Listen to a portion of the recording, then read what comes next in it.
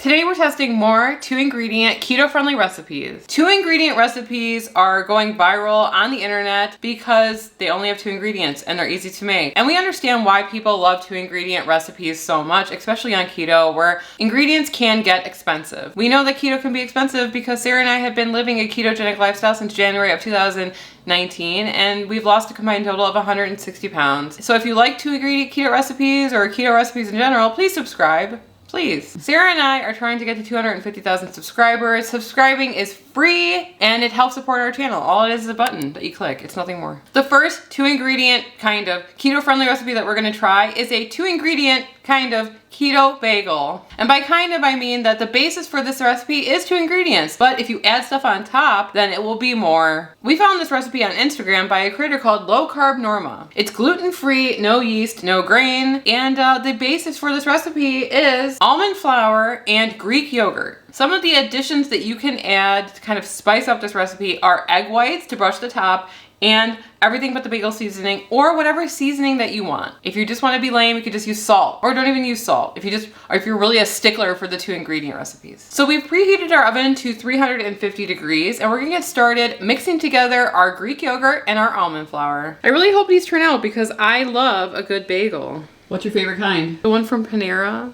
Oh, Cinnamon Toast Crunch bagel. The one that's like 1,000 calories Yeah. and 1,000 carbs. That's totally for a dessert. Of course I would pick that one. So while it's pretty simple, there's not like a lot of liquid in this recipe, so it's going to take a minute or two to get it fully combined. So this recipe makes 6 to 8 bagels, but I think I want it to be hefty. I want it to be substantial. Yeah. I'm gonna try to make 4 actual large bagels, like a bagel that you would get from Einstein Bagels or something. So with clean hands, I'm going to start forming our bagels. I'm gonna roll it into a ball, and then I'm gonna flatten it out, and I'm gonna put a hole in the middle of it.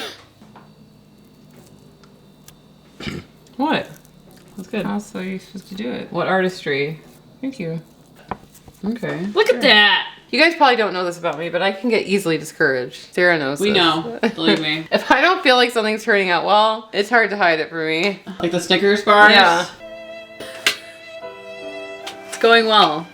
They look like turds. Yeah, they do. Look at this. This is like factory. Okay. I'm going to continue on making the rest of our bagels, and then we will move on to the next step. So this is where the 2 ingredients ends and your optional ingredients begin. We're going to be brushing this with a little bit of egg wash to give it some nice color. And then we're going to be putting everything seasoning blend. We're going to sprinkle that on top. We're going to be putting these in the oven at 350 degrees for 20 to 25 minutes. We took the bagels out of the oven. I didn't think that they were done. Because, you know, like I said, we weren't sure because we made our bagels considerably bigger, between 6 and 8. We made 4. So we needed to put them back in. So we put them back in for about 10 minutes and now they're cooling off to the side. We're gonna slice these open. We're gonna smear them with some cream cheese spread. We're gonna go downstairs and we're gonna try it. So these are looking really good. Some observations that I noticed though, they're kind of fragile. When I pulled them out at 25 minutes, I believe, I was going to put them on a rack to cool and it almost felt like they were gonna fall apart. I don't think that they were near done. We put them in for like 10 or 15 more minutes at 350 and they felt way more stable. So we were able to cut them in half, smear them with cream cheese. Now we're gonna try it. Well, just note that we did make them bigger than the recommended bake size that was in the original video. So maybe it does take twice as long. Right. It smells like a bagel to me with that seasoning on there.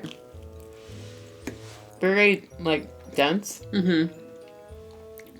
Yeah, it's not like doughy that you expect it to be. Calorically dense. Probably that as well. It's almost got like a Drying mouth effect. no, gritty, maybe. They're pretty good if you just think about them as a vehicle for whatever else you want to put on there. Like maybe some smoked salmon, cream cheese capers, pickled red onion. That would be really good. Yeah. I'm trying to analyze the taste. It's pretty neutral tasting. It doesn't taste like anything really. Would you make this again? I don't know if I would make it again. I feel like it does really look like a bagel. It smells like a bagel. This was marketed as a gluten-free, grain-free bagel. And so that's what it is. Right. Some people will say, oh, you know, almond flour doesn't taste like regular flour. But for some people who can't have gluten, this is a really great choice. Is it as good as it could be if you had other ingredients in it? Probably not. But if you think of things as what they're meant to be, they're a vehicle for toppings. Next up, we're going to be making a keto-friendly dupe for Doritos. So I found this recipe. It's actually by Delish. And they actually use cheese. They cut it up into squares and they put taco seasoning on it. And they say that it tastes like a Dorito. keto. So we're super excited to try it. The 2 ingredients that you're gonna need for this recipe are cheese. We're gonna be using some sharp cheddar by Sargento. We use this a lot on our channel. Sargento. And some pepper jack, because I haven't seen people use pepper jack, but I wanted to try it. So the other ingredient you're gonna need is some sort of taco seasoning. We are going to be using Old El Paso here. There are some dirtier ingredients in this blend, so if you guys want to be a little bit more clean, you can make your own taco seasoning blend. But this is what they had available, so we bought it. We are technically keto, where we do try to eat cleaner during, 70% of our lifestyle, but we do pepper in 30% of the time some less clean ingredients like this, for example. We don't eat this stuff every day. So this recipe is by Delish. We will leave a link below.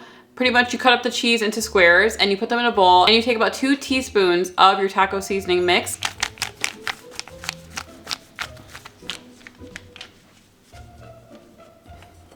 Jowl. tongue to the roof of your mouth. That's a trick for filming. There you go.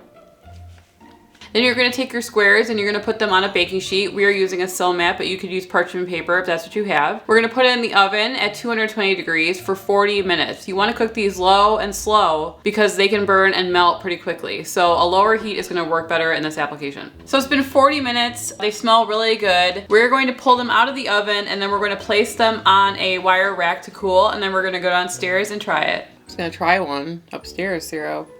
No. Hit my hand away. We need an abundant plate. This is one of those hacks that always shocks me. It's 1 ingredient, well, 2 if you count the seasoning. And I'm always shocked at the consistency of cheese when you bake it. We've used this multiple times on our channel. We've used it to make Cheetos too. Do you remember that? We made like little slices, the little longer rectangles, and we baked those, and they tasted really good. We put some Cheeto powder that we got out of some mac and cheese, Cheeto mac and cheese. Hot Cheeto mac and cheese powder. And the regular too, and it was really good. So we haven't made this in probably a year. We don't bake cheese that often to make chips out of them, but the last time that we did do that, we dried them overnight. I'm not sure if that makes such a huge difference. I guess we'll see. But drying them overnight does really take a lot of that moisture out of it and the oils, and so it makes it crispy. So we'll see if this will give it the same thing. I think this is cheddar. Now they look the same. Yeah. Oh wait, I see a... Oh, there you go. That's pepper. So I decided, because I've never done pepper jack cheese as a cracker. I want to see how it melts and stuff. So I'm going to try it. Let's try cheddar, and then we'll try a pepper jack. Okay. I was expecting it to be crunchier. Right. I still think that there's a lot of moisture inside. It's like when you bite down on it. I think they're good. Yeah. They're not as crispy as I would like, but maybe cutting up the cheese slices and leaving them to dry out a little bit would help them become more crispy. Or even cooking them longer. 20 minutes longer, maybe? That'd be You an have to hour. keep an eye on it. Try one of these. You took the one I was going to eat. This is pepper jack. I know. Okay, that's another pepper jack. I know, but I picked that one. Fine. No, it's okay. You touched it. Okay. Pepper jack is definitely crispier, right? For you? No. I heard it. I feel like it's got like a chew to it. Think about a Dorito, I would go crunch right through it. This is like I gotta chew twice. Maybe my teeth are not sharp. Too much. It's a little spicy. A little spicy. I made it. It's good. I would give these a 7 out of 10. I feel like if we could just get the crispy factor up, the crunchy factor, they could be a 10 out of 10. But I'm giving them a 7 out of 10. Maybe try drying them out at least for like 6 hours or something maybe on paper towels to absorb the extra oil. And I think that they would be really delicious. We've been kind of like on a quest to find really great keto-friendly chips, and these are pretty good, but we found one I think that we like a little bit better, and that's a different type of cheese. And if you want to see that video where we made really, really thin, crispy chips, and we flavored them with all different types of flavorings, you can click right here, and we'll see you over there. Anyway, I'm Emily. And I'm Sarah, and we are the Keto Twins, signing out.